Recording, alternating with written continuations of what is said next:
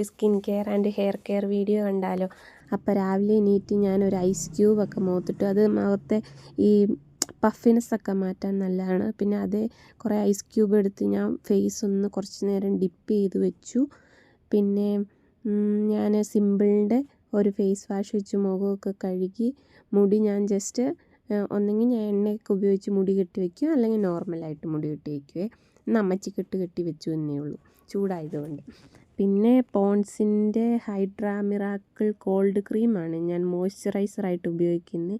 ശരിക്കും ഞാൻ കടയിൽ പോയി വാങ്ങിക്കാൻ പോയപ്പം പോൺസിൻ്റെ ഹൈഡ്രോ ജെല്ല് വാങ്ങിക്കാൻ പോയതാണ്. പക്ഷേ കാര്യം പറഞ്ഞാൽ പാക്കേജ് രണ്ടും ഒരുപോലെ ആയതുകൊണ്ട് അത് വാങ്ങിക്കാൻ വിട്ടുപോയി ഗൈസ്, മറന്നുപോയി. അപ്പം ആ ക്രീമാണ് നല്ലത്. ഈ ക്രീം എനിക്ക് അത്ര ഇഷ്ടപ്പെട്ടില്ല ആദ്യത്തെ. അപ്പം അത് മുഖത്തെല്ലാം അപ്ലൈ ചെയ്ത് കഴിഞ്ഞ് കഴിയുമ്പം ഞാനൊരു സൺസ്ക്രീൻ ഇട്ടു. ലാക്മേയുടെ സൺസ്പോട്ട് SPF 50 ജെല്ലിൻ്റെയാണ്.